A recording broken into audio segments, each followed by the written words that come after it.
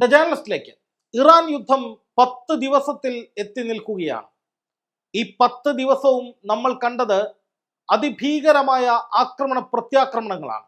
ഒരു വശത്ത് ഇറാനെ തച്ചു തകർത്തുവെന്നും ഇറാന്റെ 85% വരുന്ന ശേഷി പൂർണ്ണമായി ഇല്ലാതാക്കിയെന്നുമൊക്കെ ട്രംപ് ആവർത്തിച്ചു പറയുമ്പോഴും അതിന് ശക്തമായ തിരിച്ചടി നൽകി അമേരിക്കയെ വിറപ്പിക്കുന്ന ഇറാനെയാണ് നമ്മൾ കണ്ടുകൊണ്ടിരിക്കുന്നത്.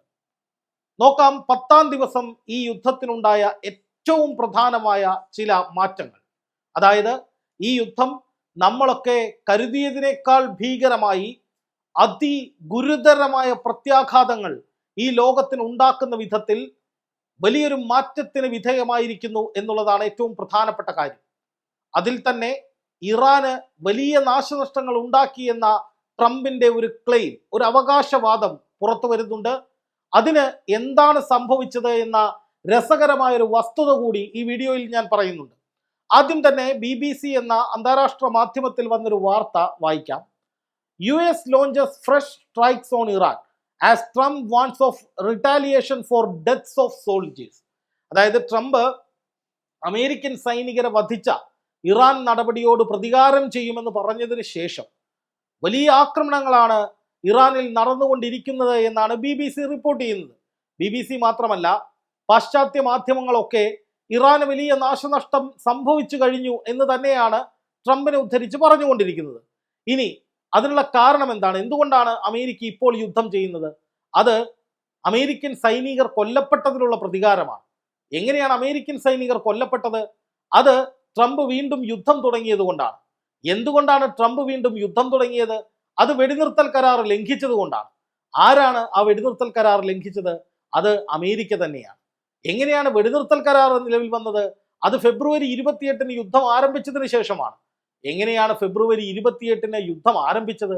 അത് ഇസ്രായേൽ പറഞ്ഞതുകൊണ്ടാണ്. എന്തിനാണ് ഇസ്രായേൽ അങ്ങനെ പറഞ്ഞതെന്ന് ചോദിക്കുമ്പോൾ മറ്റൊരു രാജ്യത്തിന്റെ പരമാധികാരത്തിലേക്കുള്ള നെറികെട്ട കടന്നുകയറ്റത്തിന് വേണ്ടിയാണ് എന്ന് തന്നെ പറയേണ്ടി വരും.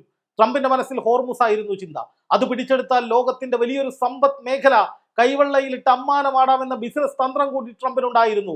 സ്വാഭാവികമായിട്ടും ഇറാൻ തിരിച്ചടിക്കുമ്പോൾ ഗൾഫ് രാജ്യങ്ങൾ തകരുമെന്നും അവിടെ നിന്നുള്ള എണ്ണ പുറത്തേക്ക് പോകില്ലെന്നും അതുവഴി വെനസ്വലയിൽ നിന്നടക്കം കൊണ്ടുവന്ന എണ്ണ വിറ്റ് പണമുണ്ടാക്കാമെന്നുമുള്ള ബിസിനസ് തന്ത്രമായിരുന്നു ട്രംപിന്. ഒന്ന് ആലോചിച്ച് നോക്കൂ പ്രിയപ്പെട്ട പ്രേക്ഷകരെ, നിങ്ങൾ കമന്റ് ചെയ്യൂ. എന്താണ് ട്രംപ് ഉദ്ദേശിച്ചു വെച്ചിരിക്കുന്നത്?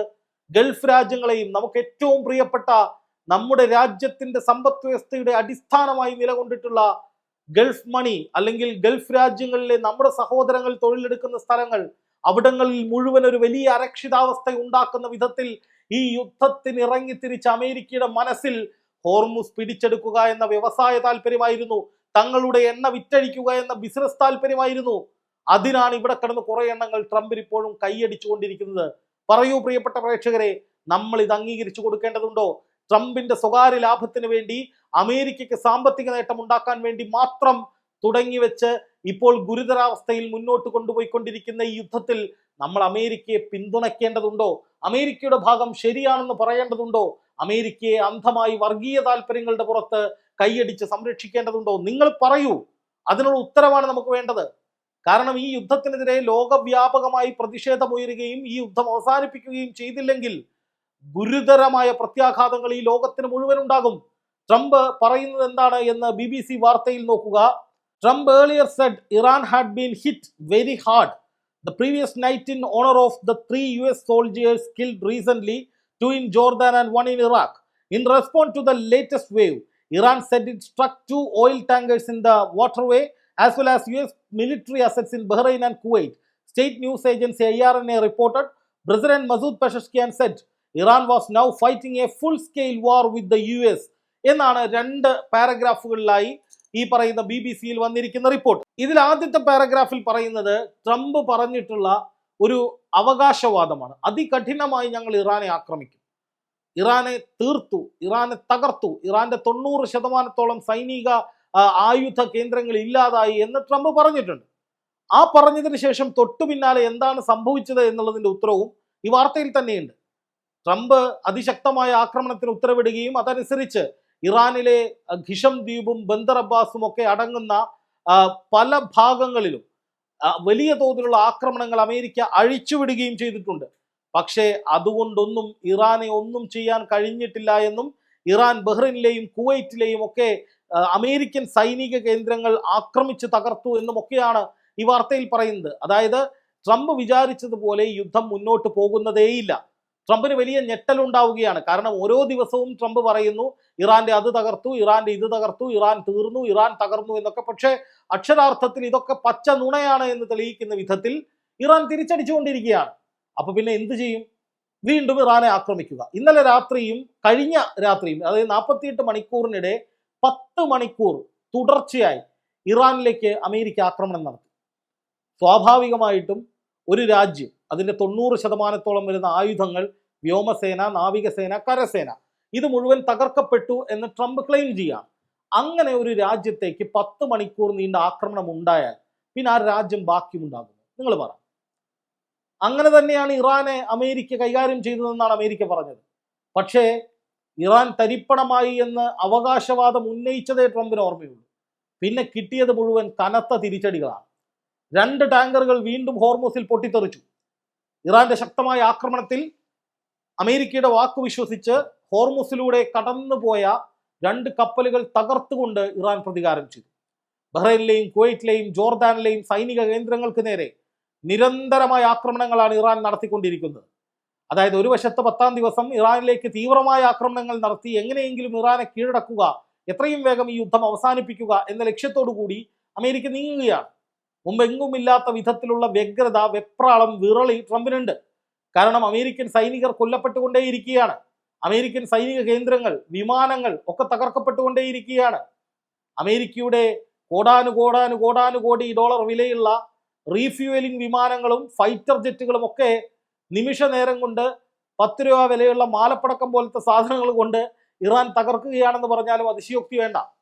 കാരണം അത്രയും വില കുറഞ്ഞ തദ്ദേശീയമായ ആയുധങ്ങൾ വെച്ചിട്ടാണ് ഇറാൻ ഇക്കണ്ട സ്വത്ത് മുഴുവൻ തകർത്തുകൊണ്ടിരിക്കുന്നത്. അപ്പൊ സ്വാഭാവികമായിട്ടും അത് അമേരിക്കയ്ക്ക് വലിയ തിരിച്ചടിയാണ്. ഒപ്പം ഹൂത്തികൾ ഇപ്പോൾ ചെങ്കടൽ ബ്ലോക്ക് ചെയ്യാൻ പോവാണ്. ഹൂത്തികൾ സൗദിയിലേക്ക് ആക്രമണം നടത്തുമെന്ന അവകാശവാദം ഉന്നയിക്കുന്നുണ്ട്. സ്വാഭാവികമായിട്ടും ലോകത്തിന്റെ പ്രധാനപ്പെട്ട ഏതാണ്ട് 50%, 50% വരുന്ന ചരക്ക് കപ്പൽ ഗതാഗതം നടക്കുന്ന 2 കടലിടുക്കുകൾ, ഒന്ന് ഹോർമൂസ്, അത് ഇറാന്റെ പൂർണ്ണമായ നിയന്ത്രണത്തിൽ, 2 ചെങ്കടൽ, അത് ഇറാന്റെ ഏറ്റവും വലിയ പ്രോക്സി ഗ്രൂപ്പായ ഹൂത്തികളുടെ നിയന്ത്രണത്തിൽ. അപ്പോൾ വലിയൊരു ശക്തിയാണ് ഇറാൻ എന്നും വലിയൊരു നെഗോഷിയേറ്റിംഗ് പവറാണ് ഇറാന്റെ കയ്യിൽ ഉള്ളത് എന്നും അതുകൊണ്ട് തന്നെ ഇറാനെ എത്രയും വേഗം അടിച്ചു വീഴ്ത്തിയില്ലെങ്കിൽ ആ നെഗോഷിയേറ്റിംഗ് ഫാക്ടർ വെച്ചുകൊണ്ട്, അല്ലെങ്കിൽ വിലപേശൽ ആയുധങ്ങൾ വെച്ചുകൊണ്ട്, അല്ലെങ്കിൽ ഇറാന് അമേരിക്ക നൽകിയ വജ്രായുധമായ ഈ കടലിടുക്കുകളിലെ ബ്ലോക്കിംഗ് എന്ന ആശയം വെച്ചുകൊണ്ട് ഇറാൻ ഏതറ്റം വരെയും പോയി വിജയിക്കാനുള്ള സാധ്യതയുണ്ട് എന്ന് അമേരിക്ക കണക്കുകൂട്ടുന്നുണ്ട്. അതുകൊണ്ടാണ് ദ്രുതഗതിയിൽ അതിവേഗം ഇറാനെ തീർക്കുക, ഇറാനെ കൊണ്ട് കാല് പിടിപ്പിക്കുക, ഇറാന്റെ ഒരു ആക്രമണവും തങ്ങൾക്ക് നേരെ ഉണ്ടാകാതിരിക്കുക എന്ന ലക്ഷ്യത്തോടു കൂടി തുടർച്ചയായി ഇത്രയും മണിക്കൂറുകൾ ഇറാനിലേക്ക് തീ മഴ പെയ്യിക്കുക, ബോംബ് മഴ പെയ്യിക്കുക എന്ന് വേണമെങ്കിൽ പറയാം. ആ നിലയിലുള്ള ആക്രമണങ്ങൾ അമേരിക്ക നടത്തുന്നത്. ഇറാനെ ഭയപ്പെടുത്തുക എന്ന ലക്ഷ്യത്തോടു കൂടി നിർമ്മാണം നടന്നുകൊണ്ടിരിക്കുന്ന ഒരു ആണവ കേന്ദ്രം കൂടി ആക്രമിക്കുന്നുണ്ട് അമേരിക്ക. അപ്പൊ ആലോചിച്ച് നോക്കുക, അമേരിക്ക അതൊക്കെ ചെയ്യുന്ന സമയത്ത് തന്നെ മറുവശത്ത് പാകിസ്ഥാനെ വിട്ട് മധ്യസ്ഥ രാജ്യങ്ങളിലൂടെ ഒരു ഒത്തുതീർപ്പിനും ശ്രമിക്കുന്നുണ്ട്. അതാണ് ഇതിൽ മറ്റൊരു പ്രധാനപ്പെട്ട കാര്യം. ഇവിടെ ഈ അമേരിക്കയുടെ CIA എന്ന് പറയുന്ന രഹസ്യാന്വേഷണ ഏജൻസി, മൊസാദ് എന്ന് പറയുന്ന ഇസ്രായേലിന്റെ ചാരസംഘടന അല്ലെങ്കിൽ ഇന്റലിജൻസ് ഗ്രൂപ്പ്, ഇവരൊക്കെ നൽകുന്ന ഇൻപുട്ടുകൾ നിരന്തരമായി തെറ്റിപ്പോവാണ്.